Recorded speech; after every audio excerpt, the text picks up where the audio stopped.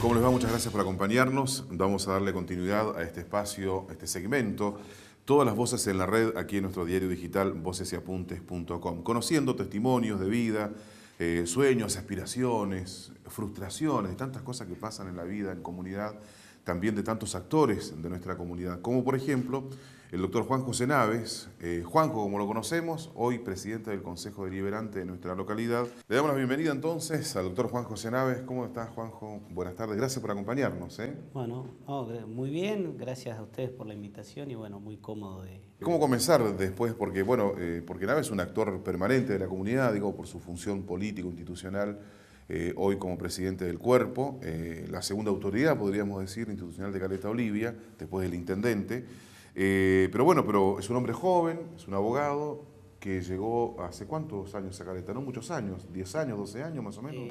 Sí, 11 años. 11 años. Sí, van a ser 11 años. Mi llegada a Caleta está dado un poco con la actividad de la función que cumplía, de la actividad política, pero bueno, siempre relacionado por una cuestión donde me crié, que me crié acá en la zona norte de Santa Cruz, ¿no?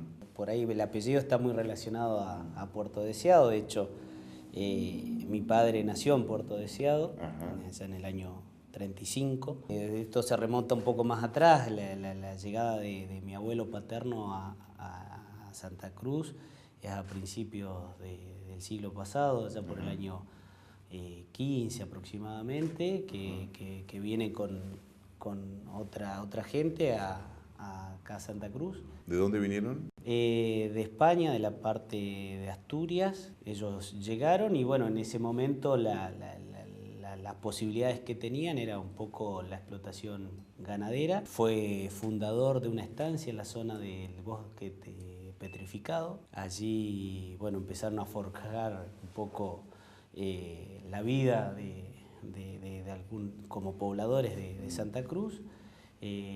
Después, mucho tiempo después, se casa con mi abuela paterna, se instalan en Puerto Deseado, que era, digamos, la ciudad referente de toda la zona, ¿no? Y bueno, ¿Tu abuela de dónde era oriunda? ¿Vino también de España? De España, de España también. Sí, también de España. A partir de ahí, bueno, nacen mis tíos, mi padre, y en el caso de mi mamá, o sea, mis abuelos también de España. Mi abuelo materno fue trabajando en distintas estancias hasta que pudo adquirir una estancia chica en la zona de Jaramillo, y ahí se criaron, bueno, toda la familia de mi mamá, que eran 7 hermanas mujeres. Después de que se han casado mis padres, se fueron a vivir, o sea, vivían entre el campo y el pueblo, que era Deseado. Por eso tenemos la referencia por ahí del apellido, tanto paterno como materno, que es Urrutia. Tenemos casi toda la familia en Puerto Deseado, ¿no? Y después Pico Truncado, digamos. Ustedes después se trasladan a Pico Truncado, porque también uno te relaciona con Pico Truncado también de alguna manera. Mis padres vivían, o sea, si bien se dedicaban a la actividad ganadera, con la estancia que había tenido, había fundado mi abuelo. Después mi abuelo al tiempo compró otra estancia, y bueno, entre esas 2 estancias se manejaban todos los hermanos. Entonces, bueno, entre el campo y el pueblo, yo recuerdo, o sea, tengo así imágenes cuando uno empieza a recordar de, qué sé yo, serían los 4 años más o menos, imágenes que, o sea, nosotros pasábamos prácticamente todo el año en el campo, y cada tanto bajábamos al pueblo, estábamos un tiempo y volvíamos al campo, ¿no? Ya cuando empecé el jardín, que eso fue en el 79, que lo hice en Puerto Deseado, y en el año 80 mis padres toman la decisión de mudarse de Puerto Deseado por una cuestión de los kilómetros que quedaba el campo. Quedaba mucho más cerca a Pico Truncado, así que nos fuimos a vivir a Pico Truncado. Ahí comencé la escuela primaria, en la escuela número 8, y después seguí con la secundaria en el colegio Juan 23. Juan 23, Salesiano. El Salesiano Juan 23. Y bueno, así que por ahí tengo estas 2 cosas. Muchos me hacen como oriundo de Puerto Deseado, pero la verdad que casi la mayoría de años de la crianza y eso lo he pasado en Pico Truncado. Pico Truncado. ¿Añorás el campo porque de muy chico comenzaste a tomar contacto directo con esa vida del campo? Porque, y además los primeros años de vida siempre quedan marcados en todos, cada uno de nosotros. ¿Es un lugar al que te gusta volver? ¿Lo añorás? ¿Lo pasaste bien? ¿Fuiste feliz en el campo? Nosotros de chicos, o sea, mientras estamos en la escuela, nuestras vacaciones, Sí. no de invierno, porque obviamente ya era por ahí, era más complejo, porque, o sea, no ahora, pero años atrás, o sea, los inviernos eran mucho más crudos, entonces Claro.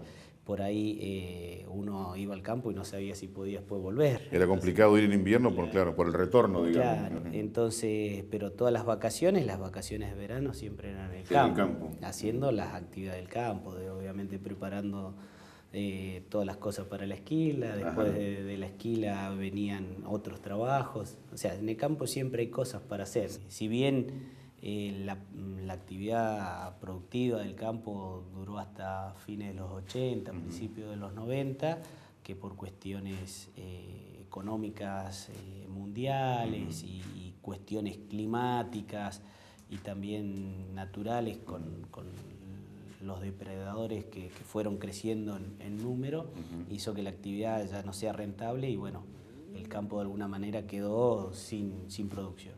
Claro. Así que no, obviamente el campo está. Yo después desde el 90... ¿Solés ir cada tanto? Digo, Sí, hoy, sí. ¿solés ir cada tanto al campo? Sí, seguramente. Es un lugar que uno va y encuentra el descanso natural, porque Claro. llegar ahí es automáticamente encontrar la tranquilidad. O sea, uno por ahí por esta función o la actividad que uno tiene es bastante ardua y llegar ahí donde no hay celular, donde No hay nada, no hay señal, digamos. no nada. hay varias cosas, bien. entonces permiten que uno vaya y pueda descansar. Lo último te pregunto del tema del campo. ¿Tus abuelos vivieron entonces las huelgas del 21, del 20, del 21? Sí, en el caso de... ¿Ellos te contaron algunas cosas de lo que pasó? En realidad yo, o sea, a mis abuelos, tanto paternos y maternos, no los conocí, fallecieron jóvenes los dos, sí a mis abuelas, y sí tengo, o sea, digamos, tíos de mi mamá que han estado. En el caso de mi abuelo paterno anduvo escondido en esa época porque la verdad que era algo muy... tenía mucho miedo la gente, ¿no? Y además que ahí no se sabía la verdad que quién iba a vivir y quién iba a morir. Y en el caso de un tío de mi mamá, él estuvo prisionero, que lo tuvieron en un barco en su momento, así que bueno, sí, tengo, digamos, de alguna manera la historia de la huelga del 21 narrada con algunas cuestiones que por ahí no se ven en la película, en los libros, pero de cuestiones que han pasado. No son vivencias, más allá de todo, son vivencias que digamos, de alguna manera tus antepasados tuvieron la posibilidad de un momento histórico, digamos, por los hechos, cómo se vivieron y demás. Pero bueno, el campo siempre es un lugar, digo, no sé, me parece que siempre es un lugar muy lindo para volver, para estar, ¿no? No, seguramente. Yo, o sea, prácticamente me crié en esa relación. Mi padre desde los 14 años se fue a vivir con su papá al campo y estuvo trabajando y vivió y nos crió a mí y a mi hermana. En ese ambiente. O sea, con toda la actividad y ambos pudieron estudiar, digamos. Sí, en el caso de la UBA los dos. Exactamente, los dos somos abogados. Por ahí en el caso de mi hermana tuve un poco más de suerte porque nosotros tenemos una diferencia de 9 años y mientras estaba todavía en actividad del campo estaba estudiando a mi hermana. En el caso mío, ya el campo, yo me fui a estudiar en el año 92 a Buenos Aires. O sea, ya el campo no era lo mismo, digamos. No, ya no tenía actividad. De hecho, se convirtió, digamos, en un gasto porque había que mantenerlo, había que cuidarlo. Y en ese caso, bueno, mi madre empezó con un comercio en Pico Truncado y mi papá empezó a ser de remisero. Está bien. Y bueno, así fui estudiando, más allá de, bueno, siempre uno trataba de buscar alguna changa, algo para generar... Para ayudar, digamos. Sí, seguramente. O sea, pero lo tuyo fue más complicado para sostenerte, digamos, de alguna manera, por ahí, por las razones que explicas del campo, digamos. Si había algo que tenían en claro mis padres eran, que siempre nos repetían, era que lo único que nos pedían era que estudiemos. Y claro, bueno, eso fue por ahí el compromiso asumido. Yo tengo muy patente el día que yo me fui de acá de Comodoro, me tomo el colectivo en el año 92, se debe haber sido principio de febrero, y bueno, como toda despedida con los padres, y bueno, para los padres obviamente significa una preocupación grande, que un hijo se vaya a estudiar tan lejos. Encima Buenos Aires, la claro, gran ciudad, digamos. Sí, más allá que allá teníamos familiares, o sea, teníamos de alguna manera alguien que nos reciba y eso. Yo me acuerdo ese día de haberle,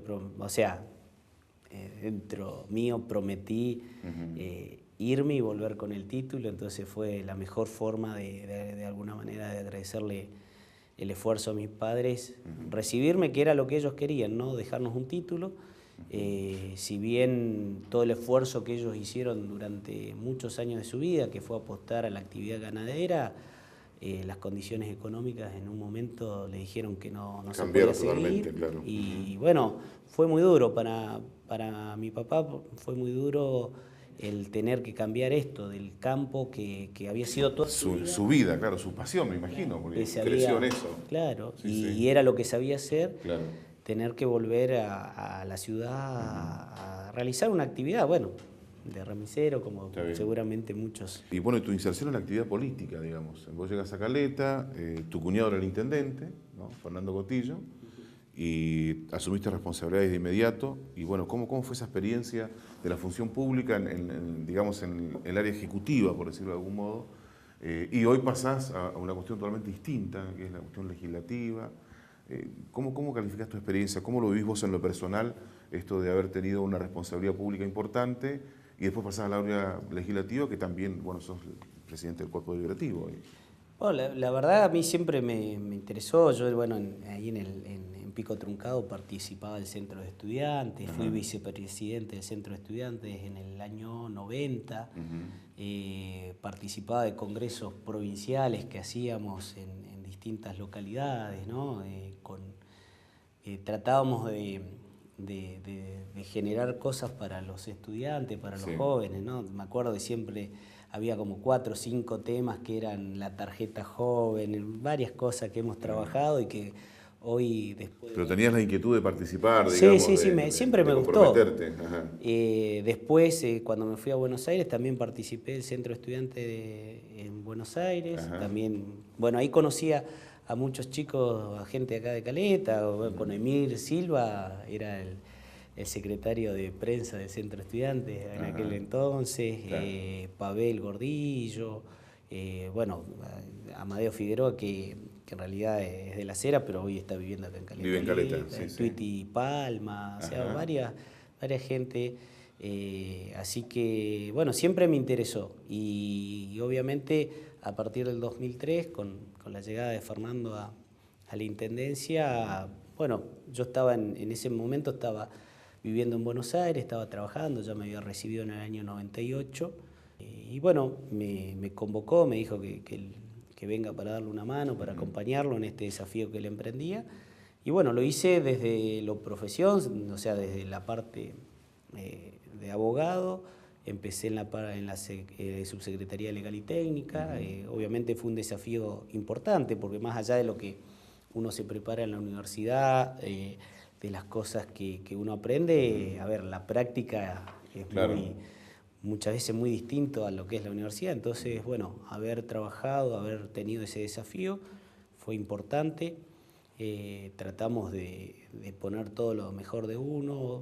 Creo que se mejoraron muchas cuestiones desde la parte técnica, legal. Y bueno, fuimos avanzando y después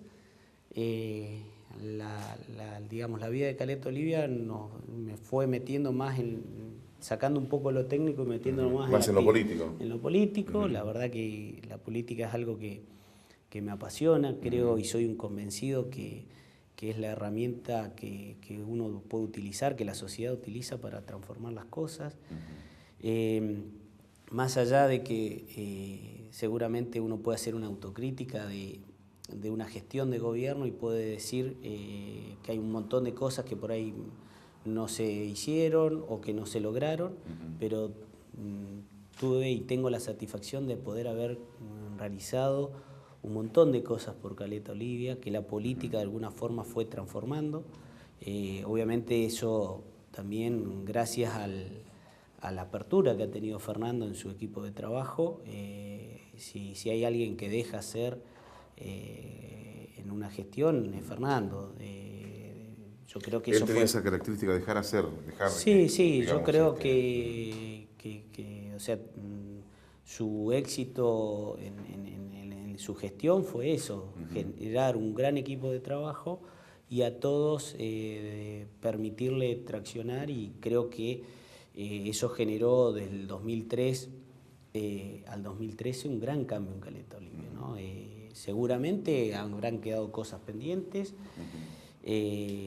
habrá otras cosas que se debían mejorar, pero creo que hubo un impacto en Caleta. ¿Y tu función de hoy, te sentís cómodo siendo concejal? ¿Te gusta esto de ser concejal? Porque es tan distinto a lo que estás contando, por la mecánica que tiene, por las características. ¿Te sentís cómodo en esa función? La verdad que sí, o sea, la función es más que importante, es otra cuestión, no es tan ejecutiva, es más esto de tratar, o sea, ya de por sí el Consejo Deliberante hay que tratar de llegar a consensos, hay que llegar a sentarse con sus pares y tratar de ponernos de acuerdo para sancionar, para votar una ordenanza, una resolución.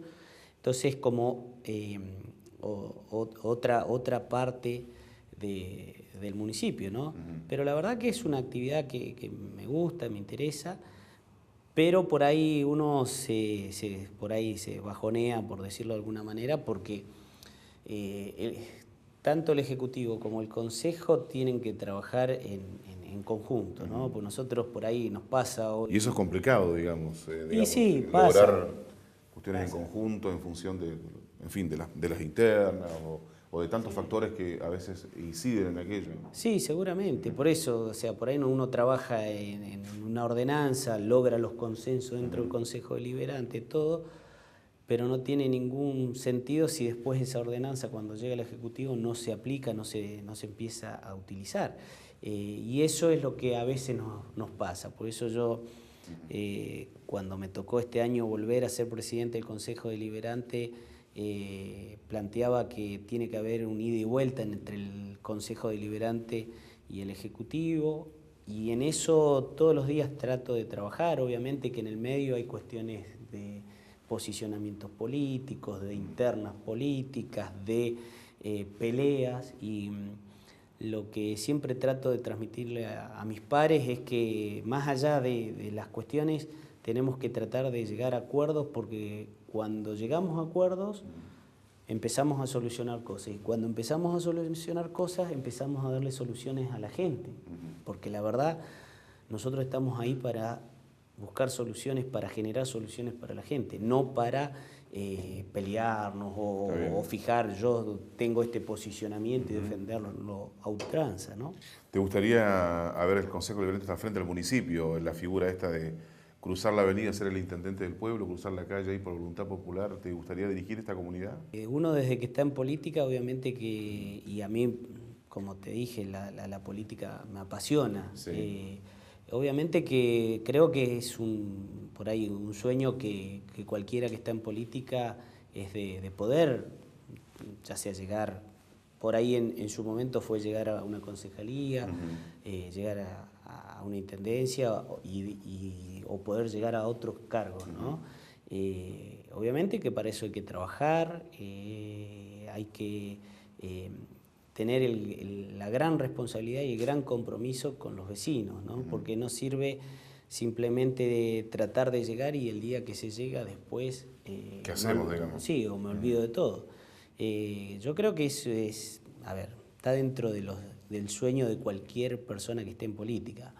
Bueno, hay que ver, todavía falta mucho, hay que trabajar y bueno, esperemos... Pero es una aspiración, digamos, que como cualquier dirigente seguramente político tiene o al menos te gustaría, no le esquivas a la posibilidad, digamos. No, seguramente. Yo igual, de todas formas, nosotros pertenecemos a un sector, a un espacio político dentro de Caleta Olivia, y son cuestiones que generalmente por ahí no dependen solamente de la decisión de uno, porque en política lo peor que uno puede hacer es creer que solo se puede llegar a cualquier lugar. Me parece que la política y la conducción política demanda de buscar sumar voluntades, de sumar ideas, y de esa manera sí se crece en política, ¿no? Y bueno, vamos a ver, nosotros vamos a seguir trabajando, el sector político al cual pertenezco seguramente en el año que viene va a estar presentando una candidatura. Presentando una candidatura.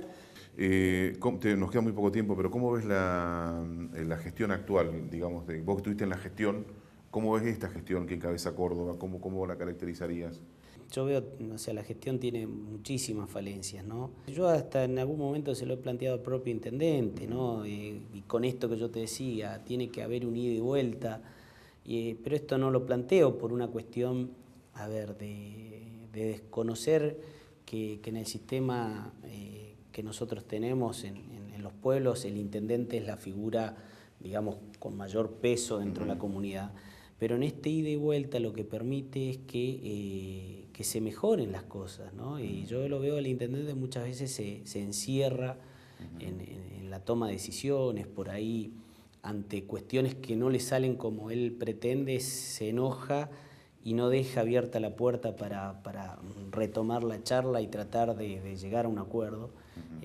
Y eso yo creo que le está haciendo muy mal, pero no solamente a la gestión del intendente, sino le está haciendo muy mal a Caleta Olivia, porque no podemos caer digamos, en las peleas o en estas cuestiones digamos, pequeñas, porque me parece que Caleta necesita de grandes decisiones, de grandes ideas, y me parece que eso es lo que más grave tiene esta gestión, que en vez de abrirse ante los problemas se cierra cada vez más. ¿Y vos has conformado una nueva familia? Sí, contame así algo finalmente de tu familia, porque vas a ser papá. Sí, así es, estamos esperando un varón, así que... Ah, ya saben que es varón y todo. Sí. Claro, hoy la tecnología te permite conocer todo. Sí, hoy es mucho más.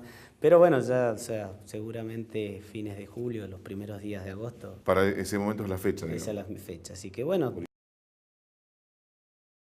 No, la verdad que muy contento, o sea, me parece que en el caso particular mío va a ser mi primer hijo, así que es más que emocionante. Y bueno, ansioso de que bueno, las cosas pasen, llegue. La verdad con mi señora estamos muy contentos de esto, ¿no? Claro. También para ella es su primer hijo, así que bueno, estamos felices de que nos haya tocado ser papá y bueno, en eso estamos. Me alegro mucho que salga todo bien, bueno. Y que salga todo bien. Así que el varón que se viene, ¿hay algún nombre ya pensado para ese varón? Sí, ya tiene nombre, Gonzalo se va a llamar. Así que bueno, muchas gracias, señores. Todas las voces en la red. Juan José Naves, el doctor Naves, se fue, se despidió de sus padres de ahí en Comodoro. Tengo que volver con el título bajo el brazo, dijo el hombre, como lo mencionó acá. Bueno, y eso ha pasado. Son las historias de vida de la gente que vemos habitualmente en nuestra comunidad. Muchas gracias.